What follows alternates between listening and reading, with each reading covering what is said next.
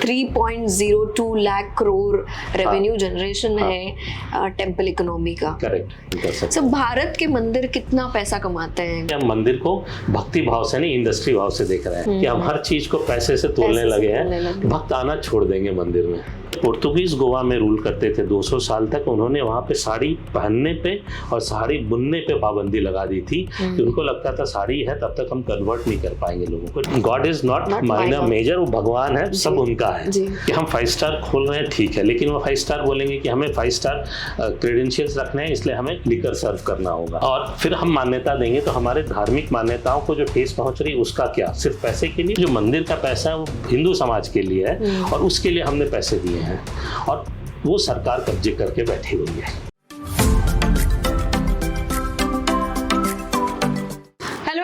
नमस्ते, welcome back to another episode of the Rabia Sada podcast show. आज के एपिसोड में हम मंदिरों के बारे में बात करेंगे, टेम्पल इकोनॉमिक्स के बारे में बात करेंगे। मंदिर सदियों से भारत का एक इंटीग्रल पार्ट रहा है। धार्मिक और पूजा स्थल के रूप में भी इम्पोर्टेंस तो रखता ही है, लेकिन फाइनेंशियल और इकोनॉमिक इंस्टीट्यूशंस के रूप में भी बहुत इंपॉर्टेंस रखते हैं ये सारे मंदिर। तो आज हमारे साथ जुड़े हैं मिस्टर संदीप सिंह। संदीप सिंह जी एक ऑथर है and he is also an educator and author of the temple economics। तो आज हम हमारे देश भर के मंदिरों के फाइनेंशियल मैकेनिज्म और स्ट्रैटेजीज, इकोनॉमिक स्ट्रैटेजीज को समझने की कोशिश करेंगे। So please welcome Sandeep Singh. Hello sir.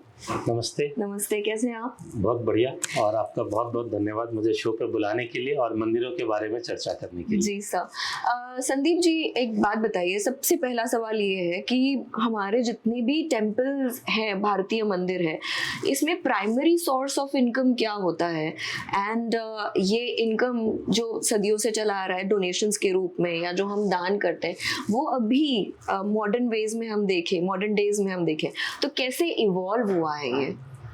जी, पहला बड़ा अच्छा लगा कि आपने वो टेम्पल इकोनॉमी से नहीं शुरू किया और एग्जैक्टली रेवेन्यू की बात करी क्योंकि लोग कंफ्यूज कर जाते हैं। जो टेम्पल इनकम या टेम्पल रेवेन्यू के शुरुआत के दिनों में वही था जो हम मंदिर में दान देते हैं, चढ़ावा देते हैं। बाद में कई लोगों ने मंदिरों में जमीन भी देनी शुरू की।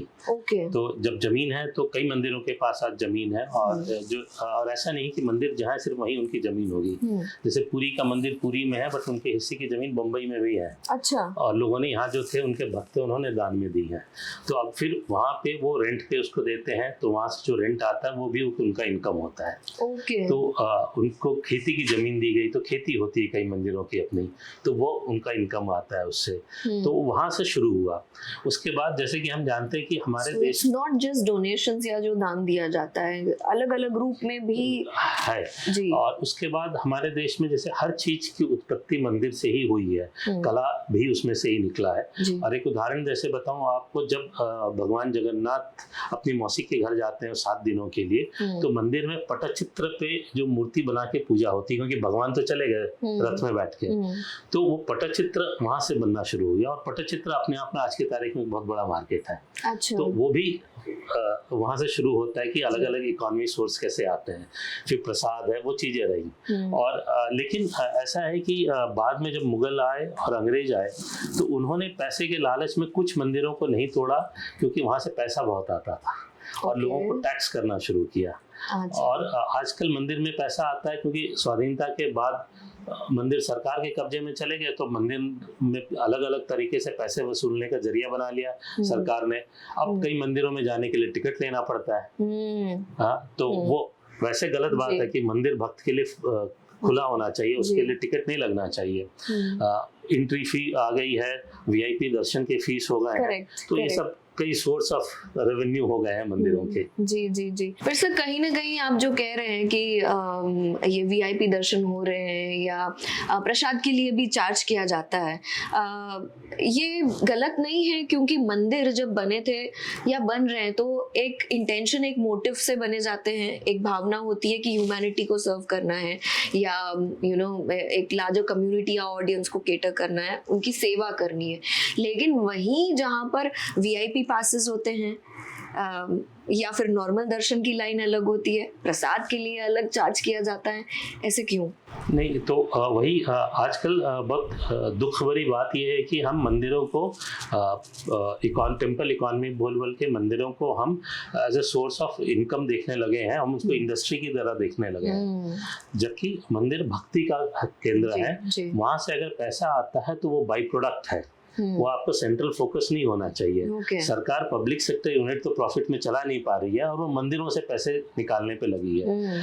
तो इस पे लोगों को आवाज उठानी चाहिए, लोग उठा भी रहे हैं कि ये बंद होना चाहिए। नहीं तो ऐसा हो जाएगा कि कल को जाके कहेंगे कि इस मंदिर से ज्यादा प्रॉफिट नहीं आ रहा, इस मंदिर को बंद कर दो। मतलब मंदिर भक्ति का केंद्र है। और इसका एक रूप उदाहरण आपको बताऊं कि कई जगह मंदिरों में गौशाला बंद कर दिए गए क्योंकि वो प्रॉफिटेबल नहीं थे। तो मंदिर हम प्रॉफिटेबल के लिए नहीं चला रहे हैं। करेक्ट। मंदिर भक्ति का केंद्र है। वो टेम्पल इकोनॉमी हल्ला करके हमारा फोकस शिफ्ट हो गया, हम उसका इंडस्ट्री देखने लगे हैं, जो कि गलत बात है। तो मंदिरों को अब एक इंडस्ट्री के जरिए उस नजर से देखा जा रहा है, प्रॉफिट एंड लॉस। हाँ, वैसे देखा जा रहा है। हमें वो मतलब ये भयानक रूप ले ले, इससे पहले करेक्टिव स्टेप्स लेने होंगे कि मंदिर भक्ति का केंद्र है, हम उसको उस तरह से देखें। पैसे आ गए तो ठीक है, नहीं आए तो भी कोई बात नहीं। जी सर, आप बड़े से बड़ा मंदिर देख लीजिए ना। तिरुपति बालाजी है या बहुत सारे मंदिर है, वैष्णो देवी है, या हर जगह एक लाइन अलग होती ही है जिसके जरिए पैसा कमाया जाता है। वो बहुत ही गलत है, दो तरीके से गलत है। एक कि जिस व्यक्ति का, और वीआईपी में कैसा है कि 200, 500, 1000 रुपए की, 200, 500, 1000 रुपए देने वाला वीआईपी कैसा? आप वीआईपी तब होते हैं जैसे महाराजा रणजीत सिंह ने काशी विश्वनाथ मंदिर पे पूरा सोने की परत लगा दी थी, तो वैसे लगाओ तो हम आपको वीआईपी माने। बाकी हर व्यक्ति को लाइन में आना चाहिए। और दूसरी चीज भक्त के लिए भी खराब है कि अगर जब आप मंदिर में जाते हैं, मंदिर के लाइन में खड़े होते हैं, आप आगे पीछे खड़े व्यक्ति से बात करते हैं, तो आप देश के कल्चर को समझते हैं। आप जब पुराने मंदिरों में जाते हैं तब आप देखते हैं कि वहाँ पे जो चित्रकारी है उसको हमने जो रामायण महाभारत पढ़ा है उसकी चित्रकारी आपको दिखेगी लाइव। हम आज सीरियल देख लेते हैं, बट पहले वही था, लोगों के लिए पिक्चोरियल डिपिक्शन था। और फिर जब आप मंदिर में खड़ा होते हैं तब आपको ध्यान आता है, जैसे कि पुरी के मंदिर में खड़े हैं तो कभी वहाँ पे आदि शंकराचार्य भी खड़े हुए होंगे उस जमीन पे जहाँ हम खड़े हैं।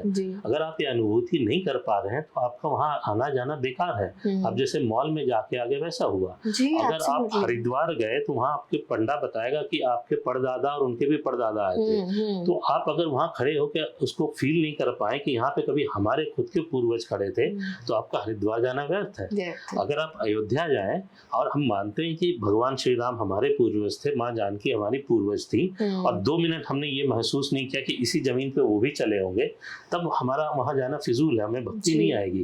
हम 6 बार जाएंगे, वीआईपी दर्शन भागते भागते कराएंगे। और वीआईपी दर्शन क्यों? क्योंकि समय बचाना है। समय क्यों बचाना है? क्योंकि व्यापार देखना या नौकरी देखनी, तो आप में भक्ति रही ही नहीं। तो आप 4 बार जाके आएंगे मंदिर और बोलेंगे कुछ भला ही नहीं हुआ, क्योंकि आप में भक्ति ही नहीं थी। तो ये वीआईपी दर्शन भक्त के लिए भी खराब है और सरकार के लिए भी, मतलब भक्त की पॉइंट ऑफ व्यू से देखा जाए तो आप डिफरेंशिएट कर रहे हैं 100, 200, 500 रुपए के। ये मतलब इमीडिएट इफेक्ट से बंद होना चाहिए। सर बट एक जो भक्त जो लाइन में लग के आता है, जैसे आप मंदिरों में ले लीजिए, कई मंदिर ना ऊपर हिल्स पे होते हैं, तो आप चढ़ाई करके जाते हैं, या फिर लाइन में रात सुबह 3 बजे से लगे हुए हैं, और उस भक्त का नंबर लगता है कहीं जाके 8, 9, 10 बजे दर्शन के लिए, और वही जब एक वीआईपी लग जाता है लाइन में 8 बजे भी लगेगा तो आपके आधे घंटे में दर्शन हो गए। Correct. So this is not fair for the भक्त ऑल्सो जो रात भर से लाइन में लगे हुए हैं। करेक्ट। और उसका शायद तिरुपति में उन्होंने अच्छा निकाला, और बाकी जगह भी कि आजकल ऑनलाइन कर दिया कई मंदिरों में, आपको एग्जैक्ट टाइम मालूम चल जाएगा कि आपका नंबर कब आएगा। तो अब आपको रात भर खड़े होने की जरूरत नहीं है, मतलब आपका जब टाइम आएगा उसके आधा 1 घंटा पहले जाइए। अच्छा, ऐसे हो गया है? हाँ, कुछ मंदिरों में हुआ है और ये हर जगह हो जाएगा मुझे लगता है। क्या करना चाहिए तो आपको एग्जैक्ट टाइम मालूम है कब आप दर्शन कर सकते हैं। भारत के मंदिर कितना पैसा कमाते हैं, बात बताएं। हाँ देखिए, 2 पार्ट है। एक, इसको एस्टिमेट करना बहुत मुश्किल है जी, किसी ने किया नहीं है, और हमें ऐसा लगता है कि करना भी नहीं चाहिए। नहीं, क्योंकि हम जहाँ इसको पैसे से जोड़ देंगे, हम इस बात पे आ जाएंगे कि हम मंदिर को भक्ति भाव से नहीं इंडस्ट्री भाव से देख रहे हैं जी। और फिर सारी चीजें इधर उधर होने लगेंगी कि हम मंदिर प्रॉफिट सेंटर नहीं है तो इसकी एंट्री फी बढ़ा दो, प्रसाद का दाम बढ़ा दो, हमको और प्रॉफिट कमाना है तो वीआईपी दर्शन की फीस बढ़ा दो, तो फिर वो गलत रास्ते पे चला जाएगा। हमें इस हिसाब से देखना चाहिए कि इस मंदिर में कितने श्रद्धालु आते हैं और उनकी सुविधा का कितना ख्याल है, वो मंदिर ज्यादा अच्छा है मेरे हिसाब से, बजाय इसके कि इसमें कितने पैसे आए हैं। जी, क्योंकि सर एक नेशनल सर्वे के हिसाब से 3.02 लाख करोड़ रेवेन्यू जनरेशन है टेम्पल इकोनॉमी का। करेक्ट। भारत में। करेक्ट। और मुझे लगता है उससे ज्यादा होना चाहिए, क्योंकि ये इंडस्ट्री बहुत बड़ी है, जहाँ पर आप फूल फ्लावर्स ले लो या अगरबत्तियां ले लो, पूजा का सामान ले लो या भगवान की पोशाक ले लो, so this is a big industry. Correct. तो देखिए उससे जो इंडस्ट्री डेवलप हो रही है वो बाई प्रोडक्ट है, वो सेंट्रल फोकस नहीं होना चाहिए। मुझे इस डर है कि जैसे मैंने कहा कि मंदिर को इंडस्ट्री की तरफ देखेंगे। फूल जो दिल्ली के फूल की मंडी है, वहां से नवरात्र में सिर्फ 9.5 करोड़ का फूल वैष्णो देवी जाता है गेट के लिए। अच्छा। और मदुरई मलगी, जो मदुरई में जासमीन की हम बात करते हैं, वो अब 4,500-5,000 रुपए किलो बिकता है, दुनिया भर में उसकी डिमांड है। ओके। और क्योंकि वहाँ पे फर्टाइल सॉयल है, जासमीन के ग्रोथ के लिए अच्छा है, वो साइंटिफिक रीजन है, क्योंकि वहाँ मॉइस्चर ज्यादा होता है, इसलिए पेटल्स थिक होते हैं, इसलिए उनकी लॉन्गेविटी ज्यादा है। तो उसके पीछे एक साइंटिफिक कारण भी है कि मदुरई मलगी इतना फेमस क्यों है। और जासमीन लगाने से महिलाएं इसलिए भी लगाती हैं क्योंकि उससे स्ट्रेस दूर होता है और उससे मेडिसिन भी बनते हैं। तो उन सब चीजों को देख के अप्रिशिएट करना चाहिए, ना कि सिर्फ पैसे के एंगल से। जहां भी हम उसको सिर्फ पैसे के हिसाब से देखेंगे तो डिस्टॉर्ट हो जाएगा। मैं आपको बताऊं, एक और उदाहरण देता हूँ। काशी मंदिर में गया, वहां रुद्राक्ष एक जगह देते हैं सिर्फ 100 रुपए लेके। अब वो गलत है, हर आदमी आया है और वो रुद्राक्ष इतनी चीज है कि काशी मंदिर में इतना पैसा आ रहा है कि हर भक्त को फ्री में देनी चाहिए। हम भक्त दूर दूर से आए हैं वहां पे, तो मंदिर से हमारा वो नाता है। और ये जो टेम्पल इकोनॉमी वाली चर्चा होने लगी है, ये उसका नतीजा है कि हम हर चीज को पैसे से तोलने लगे हैं। भक्त आना छोड़ देंगे मंदिर में, और फिर जिस दिन भक्त नहीं रहेंगे उस दिन फिर वो मंदिर नहीं रहेगा, और फिर यही होगा कि प्रॉफिटेबल मंदिर नहीं, अब बंद कर देते हैं। जी जी जी। सो पर मंदिर इकोनॉमी को कैसे मदद करते हैं, इंडियन इकोनॉमी को, जैसे डायरेक्टली या इनडायरेक्टली कह लीजिए? मैं आपको 2-4 उदाहरण देता हूँ। जो दुनिया के सबसे पुराने शहर के नाम लेंगे जहाँ लोग अभी भी रह रहे हैं, उसमें काशी, उज्जैन, पुष्कर, रामेश्वरम आते हैं। जी। जो मॉडर्न इकोनॉमी का शहर बोला जाता है, टेक्नोलॉजी बेस्ड, वो डेट्रॉयट था। सबसे पहले ऑटोमेटिक कारें वहाँ बननी शुरू हुई।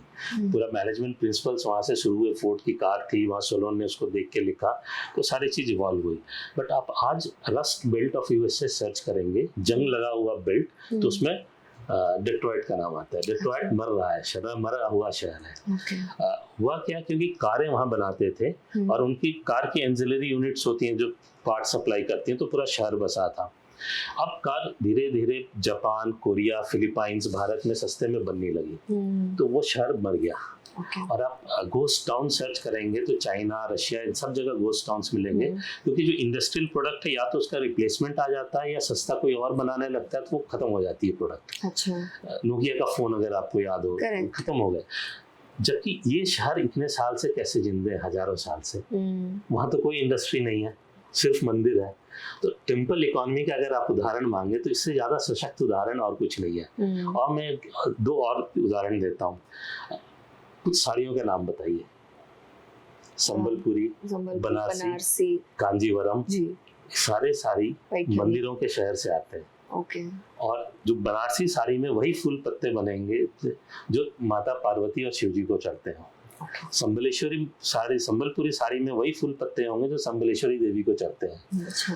तो हमारे साड़ी का हमारे धर्म और मंदिर से बहुत जुड़ा हुआ है, और इतना ज्यादा है कि जब पोर्तुगीज गोवा में रूल करते थे 200 साल तक, उन्होंने वहां पे साड़ी पहनने पे और साड़ी बुनने पे पाबंदी लगा दी थी। कि उनको लगता था साड़ी है तब तक हम कन्वर्ट नहीं कर पाएंगे लोगों को, डॉक्यूमेंटेड है। और वहाँ के बुनकर जो थे 200 साल तक जमीन के अंदर गड्ढा करके रात में बुनते थे, और महिलाएं साड़ी रात में पहनती थी। वो क्योंकि साड़ी उनको धर्म से जोड़ता है, ये बोलते हैं, और इसलिए साड़ी जिंदा रही। तो हमारे लिए इतना महत्वपूर्ण है मंदिर और इकोनॉमी। साड़ी अपने आप में कुछ बिलियन का मार्केट है। तो इस तरह से आप देखेंगे तो बहुत सारे फैसेट्स हैं, बहुत सारे, जो मैं बता रहा था कि हमारे बहुत सारे खाद्य पदार्थ इसलिए जीवित हैं कि वो मंदिर में चढ़ाए जाते हैं। तो आलू, टमाटर, कैबेज, कॉलीफ्लावर वो भारत के अपने वेजिटेबल्स नहीं है, तो पुरी और मथुरा के मंदिर में वो प्रसाद में नहीं दिए जाते हैं। और अगर आप देखेंगे कि आजकल ये विदेशी फल भी आप देखिए, अब जो अमरूद आ रहा है वो इतना बड़ा सा आता है, उसमें कोई टेस्ट नहीं होता है। टमाटर इतना बड़ा आता है क्योंकि वो फॉरेन मल्टीनेशनल के सैंडविच चेन में डालना है सैंडविच में, और भारतीय देसी टमाटर खत्म हो गए हैं जो लोकल वैरायटी थे। तो हमारे यहाँ सिर्फ वही प्रजाति बच गई हैं जो मंदिरों में चढ़ाए जाते हैं, नहीं तो वो खत्म हो जाती। कभी इस देश में लाखों वैरायटी के राइस होते थे जो 2 मिलीमीटर पानी में उगते थे और 12 इंच पानी में उगते थे, जो 2 महीने में उगते थे, जो 6 महीने में उगते थे। धीरे धीरे सब खत्म हो गए। उसके अन्य कारण है, डिबेटेबल है कि हमें ग्रीन रिवोल्यूशन चाहिए था, हाइब्रिड वैरायटी, बट वो चावल बचने भी जरूरी थे। तो आज जैसे उड़ीसा में वो चावल ही बच गए हैं, क्योंकि जगन्नाथ मंदिर में सुबह शाम अलग चावल 365 दिन चलता है, तो किसान सिर्फ मंदिर के लिए ही वो चावल उगाता है। आप सोचिए कि उस चावल को बचाने के लिए सरकार को Indian council for agriculture research बनाना पड़ता है, लैब बनाने होते हैं, फिर बचता है। और मंदिर अपने आप सारी प्रजातियों को बचाए रखे हैं। तो हमारे मंदिरों का इकोनॉमी में कंट्रीब्यूशन हम कभी मेजर कर ही नहीं पाएंगे, इतना बड़ा है। बहुत हमको फिर समझ जाए तो बहुत बड़ी बात है। जैसे आपने अभी साड़ी का एग्जाम्पल भी दिया, या आपने अभी खाद्य पदार्थ का भी दिया, वो नहीं पता था सर। हाँ, ऐसे कई सारी चीजें हैं, तो आपको आश्चर्य होगा कि ये सिर्फ मंदिर की वजह से बचे हुए हैं। जी, और भी कोई है? हाँ, जैसे हम बात कर रहे थे थोड़ी देर पहले कि चिकपी, काउपी का नाम कर दिया गया, तो मिलेट्स आज सरकार प्रमोट कर रही है, उसको कोर्स मिल कर दिया। जब अंग्रेज आए तो उनको राइस और व्हीट तो समझ में आया, बाकी चीजें समझ में नहीं आई, तो सारे दाल उन्होंने चिकपी, काउपी, हॉर्सपी कर दिए, तो लोग खाना छोड़ देते। चना दाल सिर्फ इसलिए बच गया क्योंकि उससे बेसन बनता है और लड्डू हम मंदिर में चढ़ाते हैं। तो मंदिर नहीं होता तो ये चीजें भी खत्म होती है, और जैसे सरकार मिलेट प्रमोट कर रही है, फिर वैसे ये प्रमोट कर रही होती है। कहीं ना कहीं बेसिक भी प्रमोट करना पड़ रहा है। मिलेट मतलब बताना पड़ रहा है कि खाइए, सरकार को मूवमेंट चलाना पड़ रहा है। वो हमारा मिनिमम बेसिक डाइट था जो हमारे प्रकृति से लिंक्ड था।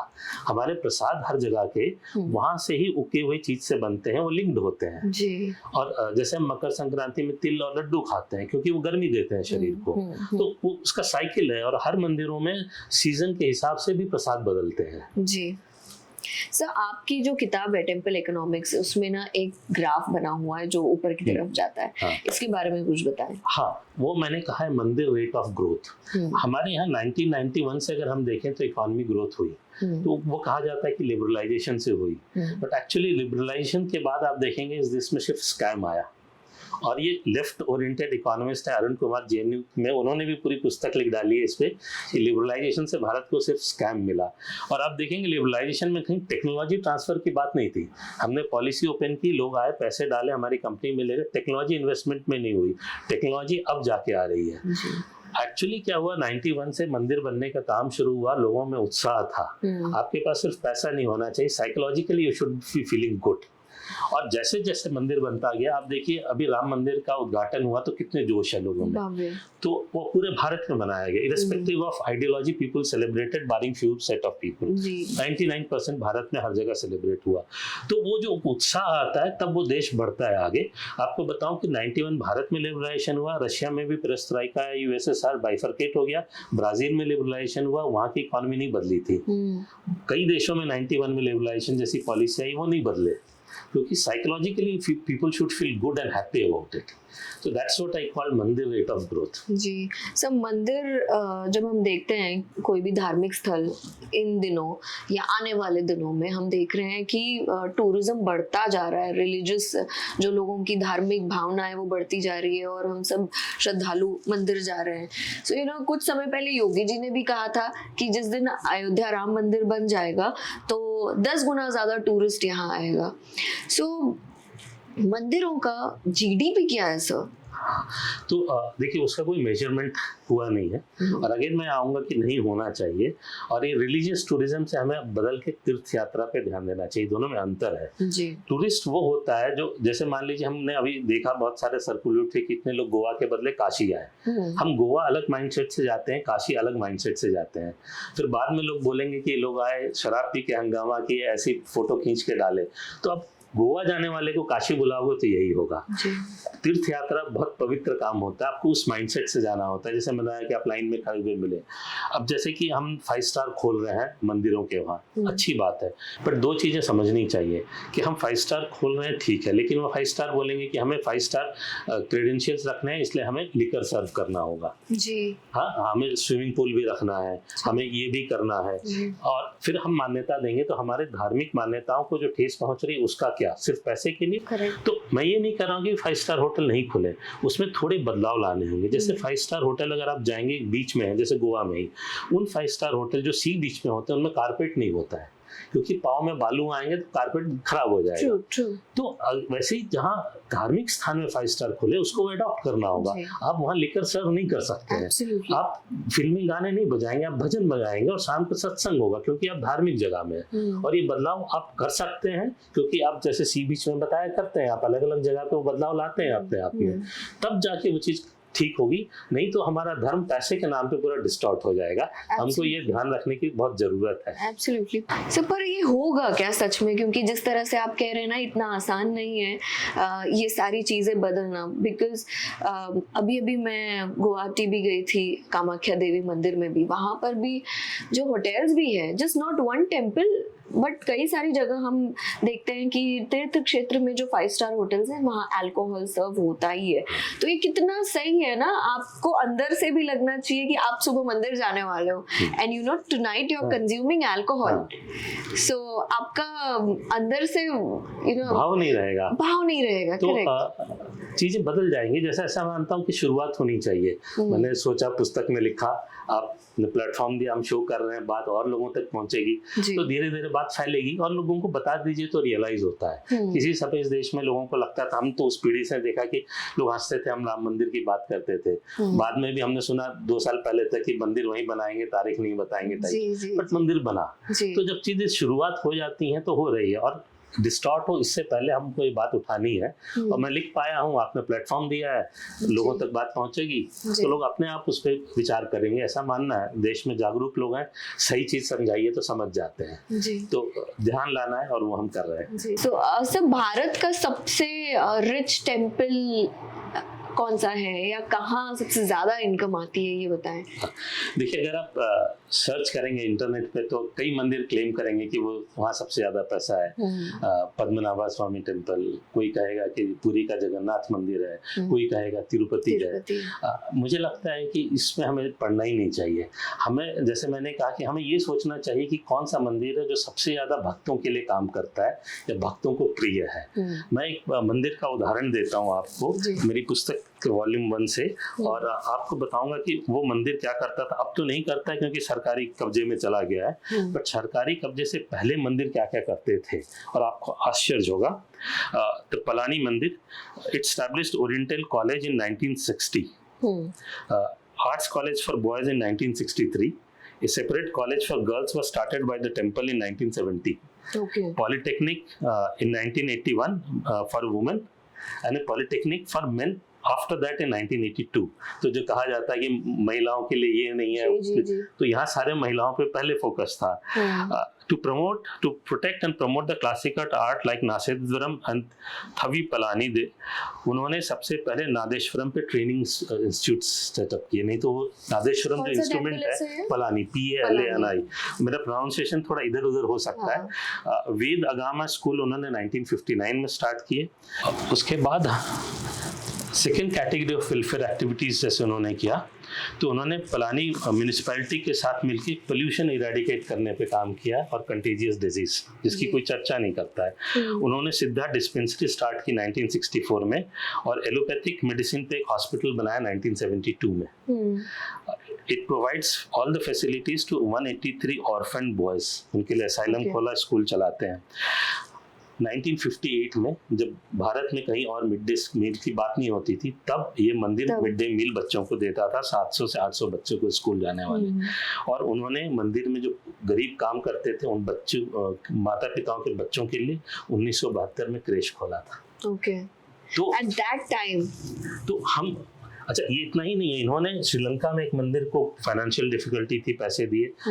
बनारस में एक मंदिर को डिफिकल्टी थे, वहां पैसे दिए। तो ये होता है मेरे लिए सबसे धनी मंदिर, जिसने भक्तों के लिए काम किया, बाकी मंदिर के लिए किया। अब भी है सर ऐसा? अब तो ऐसा नहीं है कि अब तो ज्यादातर मंदिर सरकारी कब्जे में है। कर्नाटक में तो ऑन रिकॉर्ड है कि उन्होंने मंदिर के पैसे चर्च और मॉस्क को दिए हैं। तो खुलेआम लूट हो रही है और पुजारियों को पैसे नहीं दिए जा रहे हैं। तो ये समस्या आज की है। तो हम कहें कि धनी मंदिर या पैसे से हमें क्या करना है जब भक्तों के काम नहीं आ रहा है, क्योंकि जो मंदिर का पैसा है वो हिंदू समाज के लिए है और उसके लिए हमने पैसे दिए हैं और वो सरकार कब्जे करके बैठी हुई है। तो उससे सरकार को हटना पड़ेगा, बाहर जाना पड़ेगा, तब जाके वो पैसा हिंदुओं के काम आएगा। जी सर, आपने अभी बताया इन मंदिरों के बारे में, ये अभी भी एग्जिस्ट करते हैं? हाँ, ये मंदिर अभी भी एग्जिस्ट करते हैं।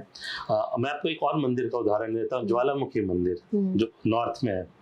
वहाँ पे चिट्ठियां हैं और प्रूफ है कि लोगों के घर में बच्चों की शादी थी तो मंदिर से पैसे मांगे, लोगों को इलाज कराना था तो पैसे मांगे, एक स्कूल को बच्चों को साइट सीइंग के लिए ले जाना था तो मंदिर से पैसे मांगे और मंदिर ने पैसे दिए।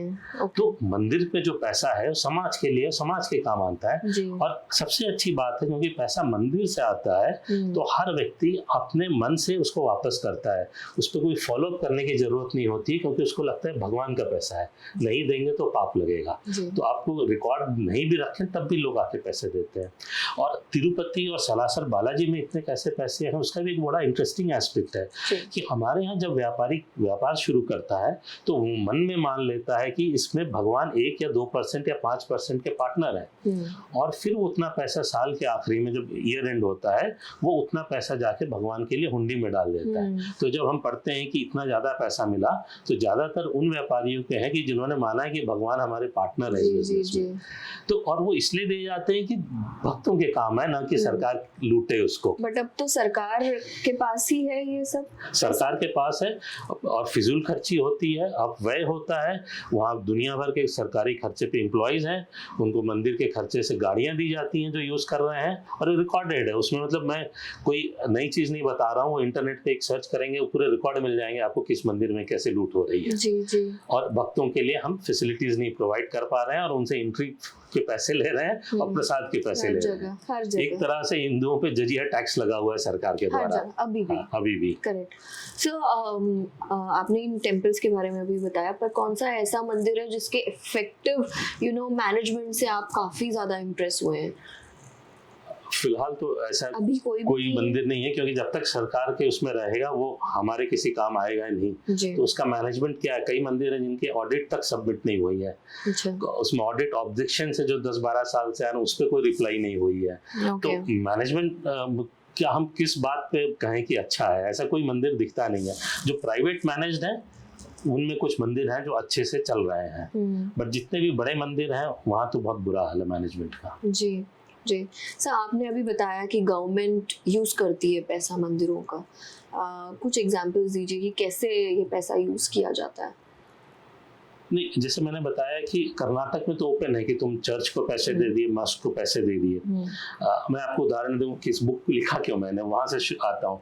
जब चाइनीज वायरस या पॉपुलरली कोविड कहा जाता है, जब स्टार्ट हुआ तो तमिलनाडु गवर्नमेंट ने एक अध्यादेश जारी किया कि तमिलनाडु के सारे मंदिर इतने करोड़ सरकार को दे। जबकि न केंद्र सरकार ने कहा था पैसे की कमी है, न किसी राज्य सरकार ने कहा था कि पैसे की कमी है, बट फिर भी तमिलनाडु सरकार ने कहा कि हमको पता था कि मैं चला जाऊंगा वहां तक, क्योंकि उसको तीर्थ यात्रा की आदत है, उसको कांवड़ में चलने की आदत है, सबरीमलाई में चलने की आदत है, अमरनाथ जाता तो चलने की आदत है, और उसको मालूम हम जाएंगे तो रास्ते में मंदिर होगा, हमारी देखभाल होगी। और मैंने बहुत सुपरफिशियल स्टडी की तो 100 करोड़ से ज्यादा का डॉक्यूमेंट तो मैं खोज पाया उतना मंदिरों ने जो डॉक्यूमेंटेड है कि उन्होंने कोविड पे खर्च किया, और हर मंदिर ने किया जिसकी कोई रिकॉर्ड नहीं होगी। लोगों को रखा, खाना दिया। तो तब मैंने कहा कि ये लिखना, और ये मंदिरों का काम होता है, जब पैसे रहता है तो जब आपदा आती है तो भक्त के लिए खड़े होते हैं। जी सर, केरला के पद्मनाभ स्वामी मंदिर के पास भी ऐसे सुना है कि बहुत ज्यादा ट्रेजर है, और वर्ल्ड भी ओपन नहीं किया गया है। सो ये पैसा काम आता है लोगों के? नहीं, मेरा ऐसा मानना है कि जब देश में इतना पैसा है तो हम उस मंदिर के पीछे क्यों पड़े हैं। और जब 1947 में लड़ाई हुई थी, 48 में, 65 में, 71 में, तब मंदिरों ने पैसे दिए थे। अभी जैसे कोविड के समय थी, पैसे दिए थे। कई बार बाढ़ आता है तो सरकार ने मांगे और मंदिरों ने पैसे दिए हैं। तो हम जब पैसे जाके देते हैं तो गरीब से गरीब आदमी भी 1 रुपए डाल के आता है। तो इसलिए नहीं है कि सरकार उसको लूटे और उसको जीडीपी कैलकुलेशन में डाले, वो इसलिए है कि आने वाली पीढ़ी को कभी कष्ट होगा तो वो मंदिर का पैसा रहेगा। और वो हमने होते देखा है, कोविड के समय भी देखा है। तो हमें उस नजरिए से देखना चाहिए कि समाज का पैसा है, वहाँ है तो हम उसको लेके स्टॉक मार्केट में लगा दे। क्यों भाई? मतलब कुछ मंदिरों के पैसे शायद स्टॉक मार्केट में भी लगे। हाँ, और हमें दुख होता है कि जब पाकिस्तान से हिंदू शरणार्थी आए हैं उनको रहने की जगह नहीं है। कश्मीर से हिंदू भगाए गए जेनोसाइड के बाद, उनकी स्थिति दयनीय है। और मंदिर का पैसा मंदिर में पड़ा है, स्टॉक मार्केट में जाएगा। क्यों? वो मंदिर का पैसा हिंदुओं के लिए है, हिंदुओं ने दिया है, उन शरणार्थियों के काम आना चाहिए। तो उस चीज पे अब चर्चा होनी चाहिए और काफी जोर से होनी चाहिए। जी सर, ये मंदिरों में जो डोनेशंस आते हैं, करेक्ट, अब पूरा भारत डिजिटल हो रहा है, तो किस तरह इनोवेटिव फॉर्म्स आ रहे हैं अभी डोनेशंस लेने के? क्या डिजिटल हो रहा है या क्राउड फंडिंग हो रहा है? कैसे हो रहा है सर? नहीं तो लोग तो पैसे आज भी डोनेट कर रहे होंगे ऑनलाइन। हर मंदिर में आप ऑनलाइन दर्शन भी कर सकते हैं और डोनेट भी कर सकते हैं। मेरा सवाल ये है कि जो पैसा आ रहा है उसकी ट्रांसपेरेंसी क्यों नहीं है? अगर हर चीज में चाहिए तो कि हमें ये जानना कि पैसा आ रहा है, तो हम ये क्यों नहीं डिस्प्ले करते हैं कि ये पैसा कहाँ खर्च हो रहा है? सरकार उसकी ऑडिट क्यों नहीं डिस्प्ले कर रही? मैं आपको बताता हूँ, भारत के हर मंदिर में प्रथा थी कि साल में एक दिन मंदिर का सारा खर्चा, लेखा जोखा हम जो बोलते हैं, उसका ब्यौरा भगवान के सामने पढ़ा जाता था और भक्त आके बैठते थे।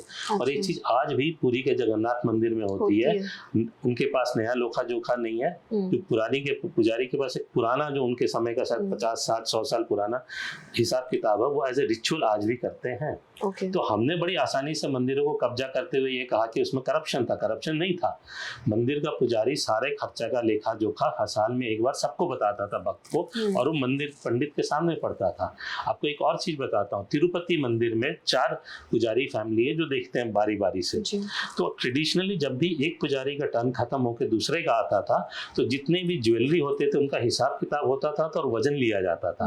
और जब अपनी पारी खत्म होने के बाद दूसरे को देता था तो सारा लेखा जोखा होता था। और जो वियर एंड टीयर से गोल्ड और सिल्वर में वेट कम होता था, उसकी भरपाई पुजारी अपने खाते से करता था। और सरकार लेने के बाद हिसाब तो छोड़िए, चोरी हो जाता है, उसकी कोई भरपाई नहीं होती है, रिकॉर्ड नहीं होती है। तो सरकार ज्यादा बड़ी चोर है, हमारे पुजारी नहीं है। हमको गलत तरीके से चोर बोला जाता है क्योंकि मंदिर को हमें लूटना है। जी सर, क्या चैलेंजेस फेस कर रहे हैं हमारे भारत के टेम्पल्स? देखिए, हमारे मंदिरों पे बड़ा ऑर्गेनाइज्ड अटैक है और उसका एक परफेक्ट फ्रेमवर्क मैंने रिसर्च करके निकाला कि वो होता कैसे है। तो how the mandirs are being lost. हमारे सबसे पहले तो मंदिर्स में रिचुअल डिसकंटिन्यू कर दिए जाते हैं। हम हर चीज में लॉजिक ढूंढने लगते हैं और हमें समझ नहीं आया इमीडिएटली तो ये छोड़ दो। भाई, हम सबसे पुरानी सभ्यता जो बचे हुए हैं, आपको मैं बताऊं कि इजिप्ट में पिरामिड है जो 1000 साल के आसपास का होगा, कम का है। इजिप्ट में जो लोग आज रहते हैं वो वैसा पिरामिड नहीं बना सकते हैं क्योंकि जो सभ्यता जिसने पिरामिड बनाया था वो मर के खत्म हो गई। हमारे यहाँ बृहदेश्वर मंदिर है जो 1000 साल से ज्यादा पुराना है। हम आज भी वैसा मंदिर उसी टेक्नोलॉजी से बनाते हैं जैसे राम मंदिर बना बिना स्टील।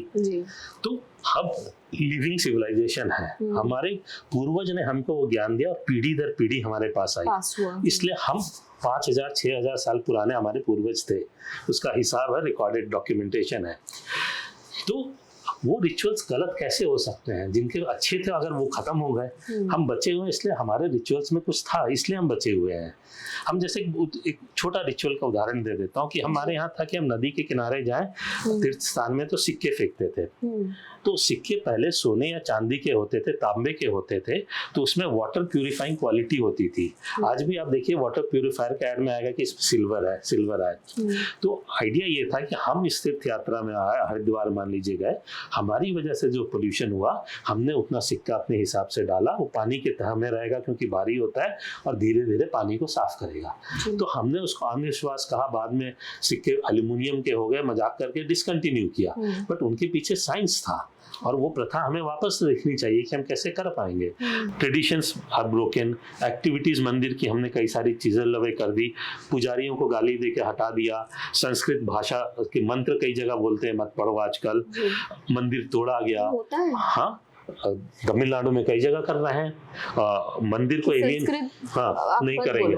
अच्छा, उसका इफेक्ट देखिए, संस्कृत जो है मंत्र है, उसके उच्चारण जो पुजारी करते हैं हम आप शायद नहीं कर पाए, क्योंकि उस तरीके से उच्चारण करते हैं। तो sound vibration is a proven technology जो मेडिकल में यूज होती है। अब आप संस्कृत में मंत्र नहीं पढ़ेंगे तो उसकी एफिकेसी चली जाएगी, फिर हम कहेंगे कि मंदिर क्यों जाए, यहाँ तो कुछ है ही नहीं। तो हम धीरे धीरे मंदिर को कैसे मार रहे हैं, मंदिर को हम एलिनेट कर देते हैं, उस पर टैक्सेशन लगा देते हैं। आर्कियोलॉजिकल सर्वे ऑफ इंडिया क्या करता है मैं आपको बताता हूँ 2 मिनट में। मंदिर डिस्ट्रॉयड हुए, डिवोटीज को हम डिस्करेज करते हैं, उस पर टैक्स लगा देते हैं, वीआईपी दर्शन पहले आएंगे। Mandir sir attack and devotees killed, Amarnath यात्री पे कितने बार अटैक हुए हमने देखा है, वो कहते हैं आप यहाँ से नहीं जाए। करीब करीब हर जगह, अक्षरधाम मंदिर पे अहमदाबाद में हमला हुआ, संकट मोचन बनारस में बम फटाया, अटैक किया जाता है। और आज भी हो रहा है। तो ये है कि how mandir are being lost, who is behind it. I put it secular, communist and Abrahamic जैसे कर रहे हैं, and there are recorded examples in the book. Then who acts as a catalyst? Public interest litigation और RTI have become a very important tool, जिसका लेना न देना कोई मंदिर से, जिसकी कोई लोकस स्टैंडर्ड नहीं होता है, वो आता है एक PIL फाइल करता है, जज उस पर सुओ मोटो नोटिस लेके 3-4 चीज मंदिर में बदल दे देते हैं, जिनको लेना न देना एक धर्म से न समझ है उनकी। उसके बाद मीडिया और NGO उसको बड़ा प्लेटफॉर्म दे देते हैं, एंड देन वो execute it's, politicians, judiciary, bureaucracy and the government. So there's a very organized structure. In the book I've given examples how different temples have been systematically targeted.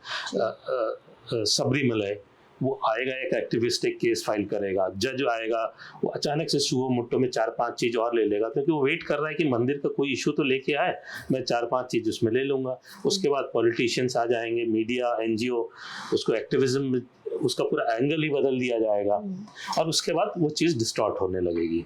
तो हमारे मंदिरों में बड़ा ऑर्गेनाइज तरीके से अटैक हो रहा है। उनको एक बात समझ में आई कि हम मंदिर तोड़ तोड़ के खत्म नहीं कर पाए, इतने सारे मंदिर फिर भी बच गए। तो करना क्या है कि आप मंदिर को डिस्क्रेडिट कर दीजिए किसी न किसी तरीके से, बिना उनकी चीजों को समझे हुए। तो हम मंदिरों को धीरे धीरे मार रहे हैं। पटचित्र मंदिर से आता है। मैं अभी देख रहा था गवर्नमेंट की एक डॉक्यूमेंटेशन में उसको सेक्युलर आर्ट बना के हुनर हाट में के अंदर डाल दिया गया है। अच्छा, तो आप धीरे धीरे ऐसी चीजें लवे करते हैं चीजों को, जबकि पटचित्र मतलब जगन्नाथ जी की पूजा के लिए ही पूरा इन्वेंट हुआ, रिकॉर्डेड डॉक्यूमेंट्री है, डॉक्यूमेंटेशन है। तो ये इश्यूज है, बट ये लगता है कि अब लोग आवाज उठाने लगे हैं और शायद लोग जागरूक होंगे। लोग आवाज उठा रहे हैं इसके लिए? हाँ बिल्कुल, कई लोग काम कर रहे हैं इस पे और कई तरीके से कर रहे हैं। कुछ लोग कोर्ट में केसेस भी लड़ रहे हैं, और अभी जैसे काशी विश्वनाथ वाला भी देखिए वो हो रहा है। उसके बाद कई और मंदिरों पे लोगों ने लड़ने शुरू किए हैं। एक इंडिया प्राइड प्रोजेक्ट है, हमारे यहाँ से खूब मूर्ति चोरी होकर विदेश चली गई थी, वो उनको वापस ले आ रहे हैं। तो कई लेवल पे लोग काम कर रहे हैं। अब इन चीजों को और लोगों से जोड़ना होगा। जी सब, लेकिन जैसे आपने अभी मंदिर रिस्टोरेशन की बात की, क्या स्टेप्स लिए जा रहे हैं? क्योंकि इतने सारे पुराने मंदिर भी है जो काफी सारे पुराने टेम्पल है, राइट? पर वो आप देखेंगे ना, they are in bad structure. Correct. तो क्यों नहीं उसे रिस्ट्रक्चर किया गया या रिस्टोर किया गया? आप कोणार्क का सन टेम्पल भी ले लीजिए, कहीं ना कहीं वो भी खत्म हो ही रहा है जी।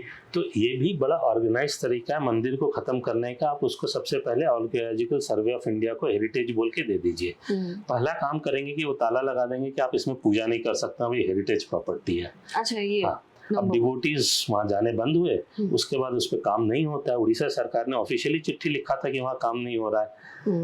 तो धीरे धीरे वो खंडहर बनता जा रहा है जी। आर्कियोलॉजिकल सर्वे ऑफ इंडिया के पास से करीब 96 या कितने मंदिर गायब हो गए, रिकॉर्डेड है। उनके ऑडिट रिपोर्ट में है कि मंदिर गायब हो गए हैं। ये हो सकता है, बताइए?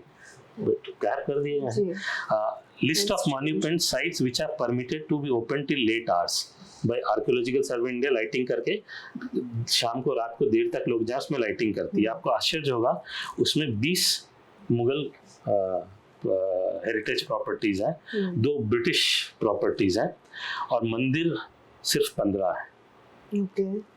तो हम ये अपने ही देश में, और मतलब बहुत जायज सी बात है कि यहाँ पे मंदिर ज्यादा होंगे, ऐसा नहीं है कि मुगल स्ट्रक्चर ज्यादा होंगे। हमारे तो बाय डिफॉल्ट हिंदू मंदिर ज्यादा होने चाहिए थे, स्ट्रक्चर में नहीं है। उनकी वेबसाइट से बता रहा हूँ कितने मंदिरों में लाइटिंग की व्यवस्था है। 7 इस्लामिक प्रॉपर्टीज, 1 ब्रिटिश और सिर्फ 5 हिंदू मंदिर या मॉन्यूमेंट पे लाइट्स हैं देखने के लिए। तो हमारे यहाँ बड़ा ऑर्गेनाइज तरीके से डिस्क्रिमिनेशन है कि हम मंदिरों को एलिनेट करते रहे।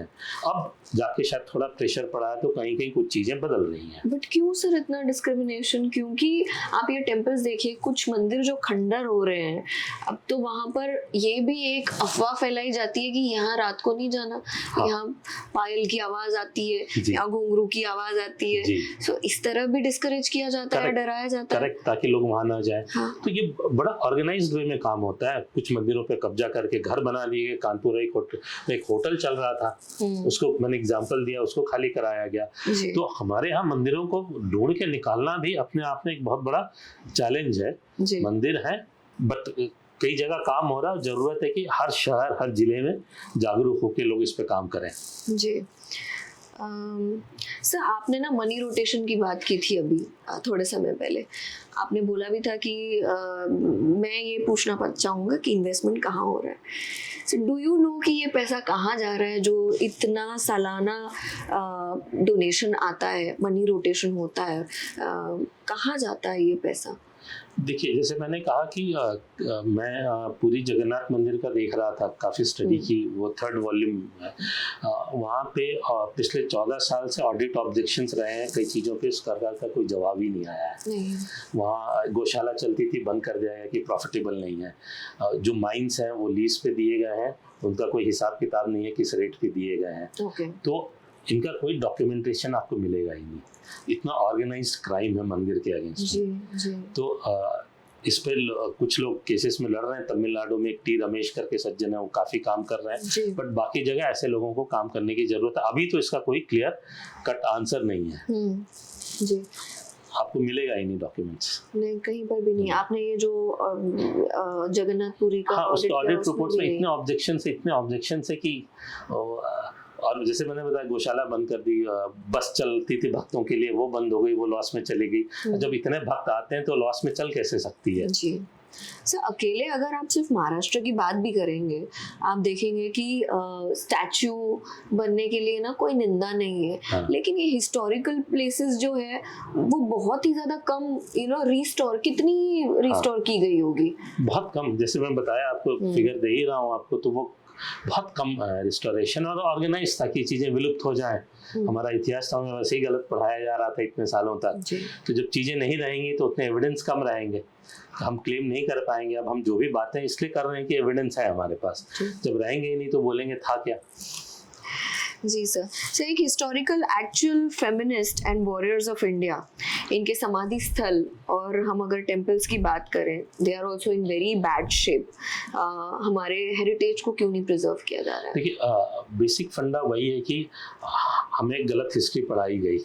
अगर हमारे हेरिटेज रहेंगे, हम जाके देखेंगे तो हम सवाल पूछेंगे। आप सोचिए, हमको स्कूल में क्या दिखाने ले गया? हमें ऑब्जेक्शन नहीं कि आप कुतुब मीनार दिखाते हैं, हुमायूं का मकबरा, बट सच बताया गया क्या? कई जगह आपको बताएंगे मंदिर टूटा दिखेगा, बट किसने तोड़ा नहीं बताएगा। गाइड से पूछिए तो बहुत प्रेशर करेंगे तो बताएगा कि उनको इंस्ट्रक्शन है कि नहीं बताएं किसने तोड़ा है। तो हमको हमारे ही इतिहास छुपाया जा रहा था। तो जैसे जैसे हम अपने हीरोज को देखेंगे तो हम सवाल पूछेंगे कि ये कौन थे। तो अनकंफर्टेबल होगा। अनकंफर्टेबल क्वेश्चन कौन आंसर करना चाहता है? क्योंकि उस समय के डिस्पेंसेशन के लिए, जो रूलिंग डिस्पेंसेशन के लिए अनकंफर्टेबल था, तो चीजें की ही नहीं गई। हमारे मंदिर जब भी स्वावलंबी रहेंगे, हमारे मंदिर पे हमारा कंट्रोल रहेगा, तो वो हर मंदिर अपने क्षेत्र के लोगों की देखभाल करेगा। जो वॉरियर्स हुए उनकी मूर्ति की विस्थापना होगी। अभी जैसे जाएंगे आप, कई जगह पे स्वतंत्रता सेनानी जो है उनकी मंदिर है, या उन्होंने जो मंदिर बनाई वो बची हुई है, उनकी मूर्तियां लगाई गई है मंदिरों में। तो अगर जो मंदिर अपने कंट्रोल में है हिंदू के, वहाँ तो हो पा रहा है, जहाँ नहीं है वहाँ से वो सारी चीजें हट गई हैं। अभी पुरी के मंदिर में 52 ब्राह्मणों ने अंग्रेजों के विरुद्ध विद्रोह किया था। उनको वहाँ सामने पेड़ से टांग के उनकी लाश महीनों तक टंगी रखी गई थी। उनका नाम तक आज नहीं मालूम है। अगर हमारे शायद कब्जे में होती तो मंदिर उन 52 पुजारियों का नाम रखता, उनकी मेमोरी में हम कुछ बनाते वहाँ पे जी। सो ये फैक्चुअल चीज़ है जिसको हम नहीं कर पा रहे हैं क्योंकि सरकार के कब्जे में है, और सरकार उस पैसे का क्या करती है भगवान जाने। नहीं पता, बट ये चेंज होगा सर अब? हाँ, मैं मानता हूँ बिल्कुल बदलेगा, क्योंकि मेरा तो बहुत सिंपल सा आंसर है। लोग वही बोलते थे राम मंदिर बनेगा क्या कभी, जब वो बन गया तो फिर बाकी चीज़ें भी होंगी। और आज की पीढ़ी ज़्यादा जागरूक है, उनको बताइए तो वो काम कर सकते हैं इस पे। जी सर। सो पॉलिटिक्स और इकोनॉमी, यहाँ हम आज जैसे टेम्पल इकोनॉमी की बात कर रहे हैं, ये हैंड इन हैंड कैसे जाता है, कैसे लिंक्ड है? सी ऐसा हुआ कि जब इस्लामिक इन्वेडर्स है, उन्होंने कई मंदिरें तोड़ी, कुछ मंदिर उन्होंने छोड़ी जहाँ से उनको बहुत पैसा आता था जी। और जैसे कुछ उनके वसाल से मान सिंह उनको छोटी मोटी मंदिर बनाने की परमिशन देते रहते थे ताकि इमेज उनकी ठीक रहे कि हम भी बने ही रहे। और आज देखते हैं कि हम एग्जाम्पल उठा के लाते हैं कि उसने एक मंदिर बनाया था, 1000 मंदिर तोड़े, उसकी बात वो नहीं करते हैं। तो वो उस हिसाब से रहा। फिर जब अंग्रेज आए, अंग्रेज बहुत स्मार्ट थे। आपको बताऊं, जब चेन्नई उन्होंने बसाना चाहा, मदुरई कैपिटल होता था मराठे का, तो उनको वो चेन्नई बनाना चाहते थे। तो जब चेन्नई में वो आए तो कोई बसना नहीं चाहता था, तो उन्होंने वहाँ के व्यापारियों को बुला के कहा कि यहाँ मंदिर बनाओ, ताकि मंदिर बनेगा तो लोग बसेंगे। और फिर चेन्नई बसा। तिरुपति मंदिर पहले नवाब के कंट्रोल में था, इसने नहीं तोड़ा क्योंकि उसका टैक्स का पैसा लेता था। बाद में ब्रिटिश ने वही किया, पूरी मंदिर में टैक्स लेते थे ब्रिटिश। एक हमें धोखा फैलाया जाता है कि उन्होंने कुछ दिन के बाद टैक्स हटा दिया था, बट एक्चुअली उन्होंने क्या किया था, मंदिर से एंट्री से टैक्स हटा के पूरी शहर में घुसने पे टैक्स लगा दिया था।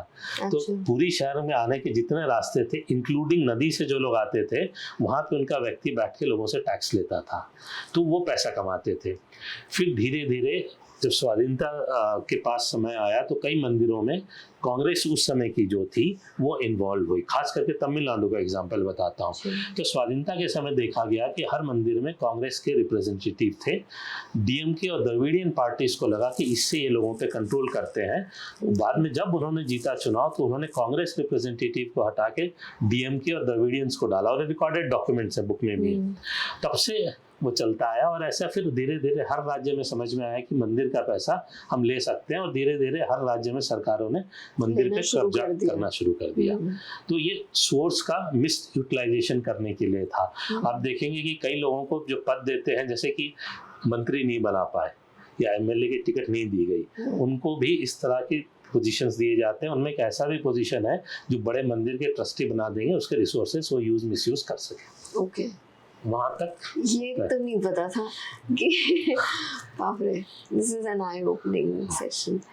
पर सर बहुत इन डिटेल बातें भी हैं जो आपके साथ करनी है, but I think one last question before we end the session is कि ये ग्लोरी वापस लाने के लिए मंदिरों की हमें क्या करना चाहिए? व्हाट आर द स्टेप्स जो गवर्नमेंट ने लेनी चाहिए अब? I'll answer it in 2 parts. The first part, second volume, A Decade for Temple, is on that. इसमें मैंने मेजर 33 स्टेप्स दिए हैं। मैं 5 बात बता। सबसे हास्यास्पद बात है कि हमारे लीगल रिकॉर्ड में after independence deity is a minor करके रिकॉर्ड किया गया। माइनर, तो जो भगवान में मंदिर है वो माइनर है। माइनर मतलब अपनी देखभाल नहीं कर सकते हैं, इसलिए उसके लिए ट्रस्ट रहेगा जो देखभाल करेगा। ये मंदिर को कंट्रोल करने का तरीका है। जबकि हमारे यहाँ जो सभ्यता रही है कि हमारे यहाँ राजा अपना राज्य भगवान को सौंप देता था और उनके नाम पे राज्य चलाता था। तो जो हम बोलते हैं पद्मनाभ दास, पद्मनाभ के दास थे वो जी। तो इसलिए केरल को गॉड्स ओन कंट्री कहा, क्योंकि वहाँ केरल का राज्य भगवान का था और उनके नाम पे राज्य होता था।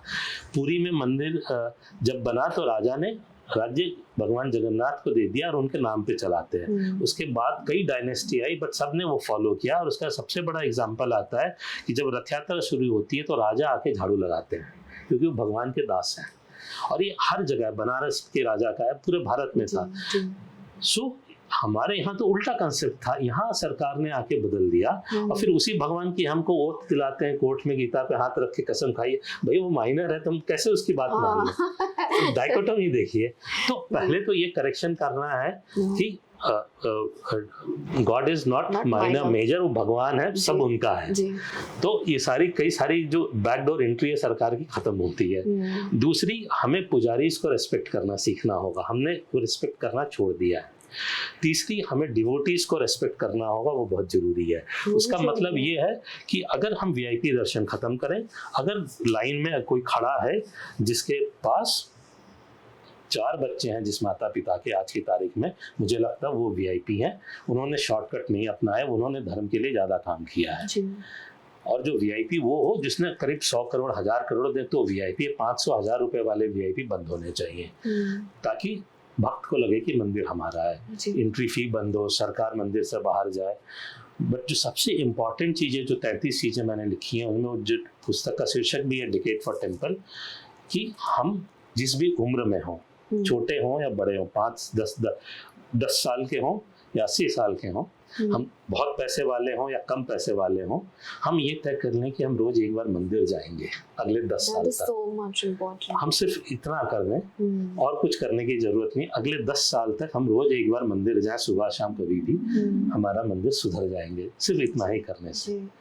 और एक और आखिरी बात, एक चीज समझना जरूरी है कि जो क्रिश्चियन होते हैं वो चर्च में जाते हैं, जो मुस्लिम होते हैं वो मॉस्क में जाते हैं, जो ज्यूज होते हैं वो सिंगॉज में जाते हैं, हिंदू टेम्पल में जाते हैं। Temple is a word which is used for place of worship for pagans. Pagan वो जो सिविलाइजेशन खत्म हो गई, इजिप्शियन, मायन।